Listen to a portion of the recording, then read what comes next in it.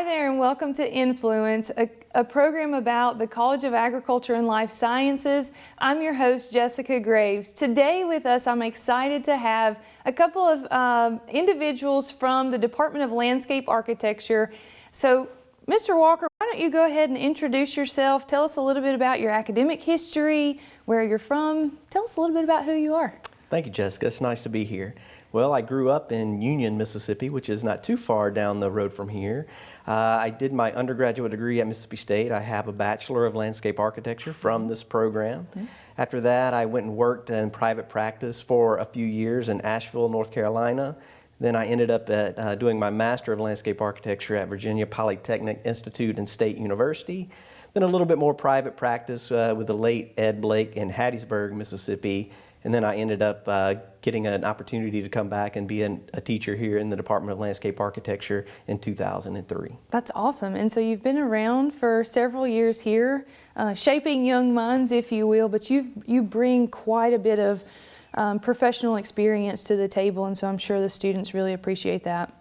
Let's talk a little bit about the department. So tell us what landscape architecture is. You have landscape architecture majors and landscape contracting majors. Maybe tell us about what each of those are and how there is some overlap, maybe where the differences lie. Absolutely. We offer 3 degree programs in our department. We have a Bachelor of Landscape Architecture and a Master of Landscape Architecture, and we have a Bachelor of Science in Landscape Contracting and Management.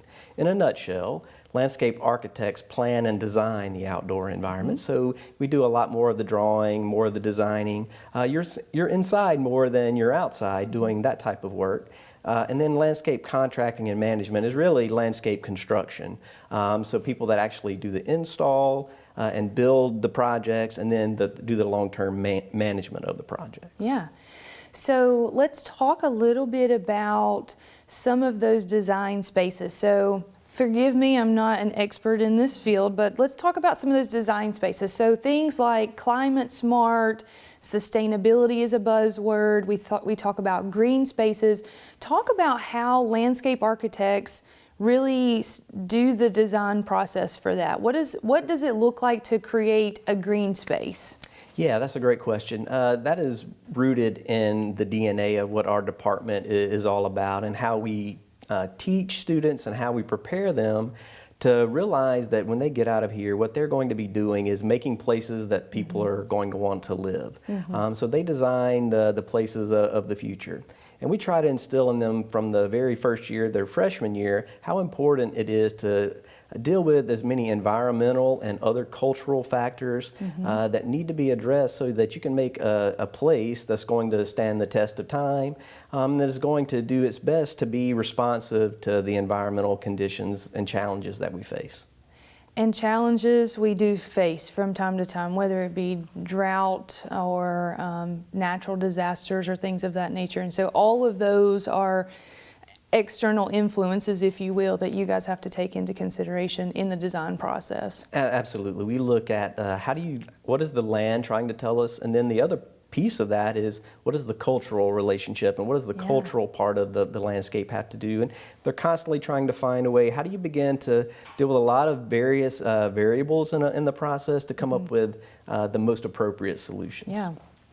So you mentioned just a few minutes ago about kind of the learning environment for students, and one of the things that we talk about a lot to prospective students and parents is the amount of hands-on learning opportunities that our students get. So can you kind of walk us through some of the projects that these students get to do, what that learning environment looks for them as it relates to these experiential learning or hands-on learning opportunities? Absolutely. We certainly believe in hands-on learning. The landscape architecture degree program is going to be rooted in a studio environment. So students are working on projects. They do drawings.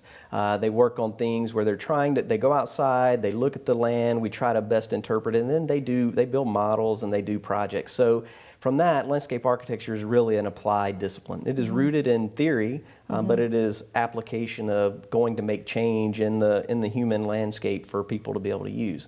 So we do a lot of service type of engagement projects, both in the city of Starkville, throughout the state, and even some neighboring states, where we communicate with various municipalities or others that are in need to help give them a jump start on how they can think about how they make the places that they live a little bit better. And we believe that that's important for our students because they actually have a so-called client, real sites, real projects where they're beginning to make a difference. And they've done quite a bit of that on campus as well. I agree 100%. We're running a little bit short on time, and I always like to ask people, where's your favorite place on campus? Oh, that's a great question. My favorite place on campus is, at this point, I'm going to say the Junction. Okay. My students in 2005 did the initial concept plan for that ultimately led to the university selecting a landscape architect to move that project forward. Awesome. Well, thank you so much for being with us today. Up next, we're going to hear from a student in the landscape architecture department. Stay tuned.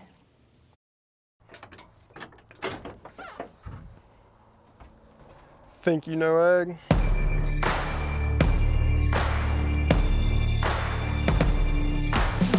Think again. We are creative.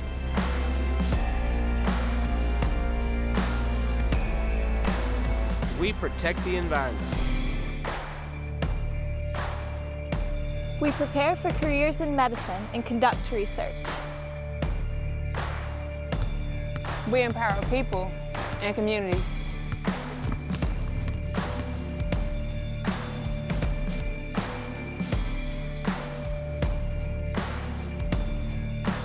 We are technology driven.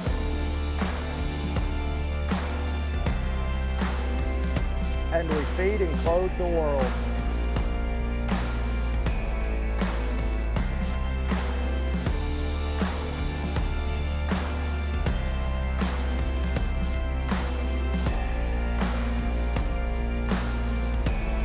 We are the College of Agriculture and Life Sciences at Mississippi State University.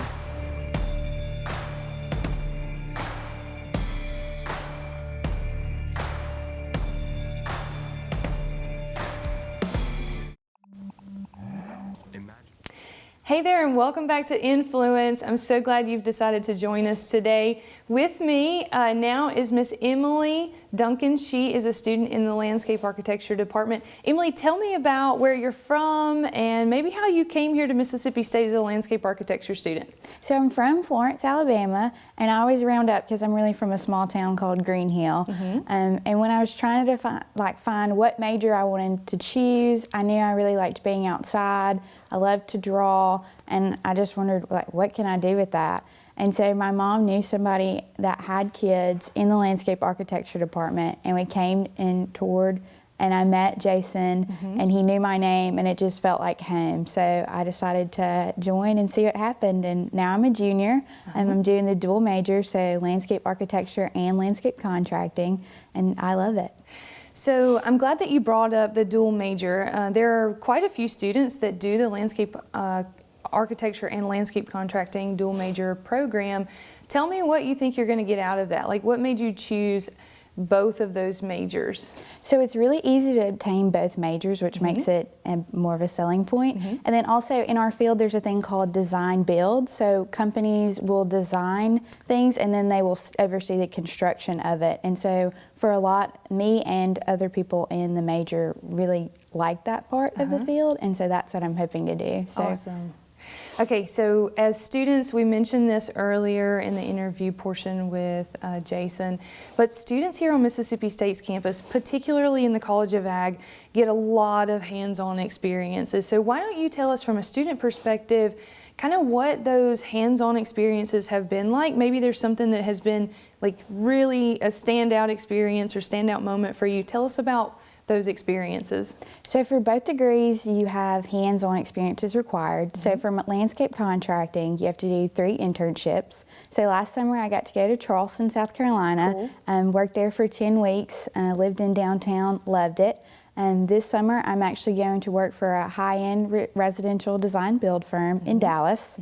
And And then for landscape architecture, we do this thing called case studies trips. So last year we got to go to Texas. Sometimes I go to Seattle, Portland, Chicago, and you just look at works of landscape architecture that we don't necessarily have here in Mississippi. Yeah, that's an awesome experience.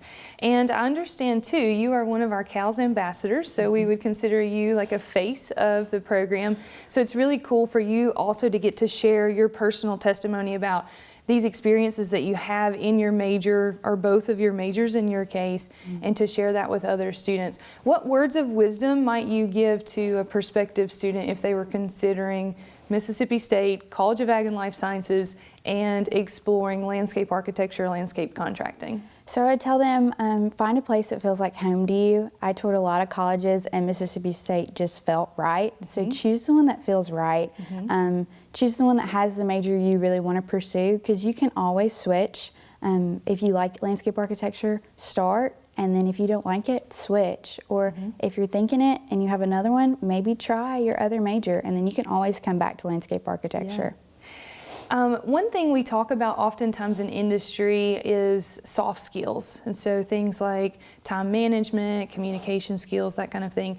Talk about maybe how your experience in your program now has really equipped you with some of those soft skills that will be essential for moving forward into your professional career. So in landscape architecture, most of our classes are studio-based, so you're not necessarily hearing a lecture and then taking an exam on Friday. You know, you've got deadlines that you have to set for yourself, and if you don't turn it in, that's on you. Yeah. And so now in our studio, we're kind of working on collaborative projects, so you're not only setting yourself back if you don't meet deadlines, you're setting your whole team back. So that's really helping with communication skills, it's helping with time management, and all those soft skills that you mentioned. So I really love that, because a lot of times students will say that they hate working in groups, but you guys have the opportunity to really collaborate and maybe compete, if you will, for like who's got the best project and final product. So I think that's a really cool learning environment that a lot of people would probably be jealous of.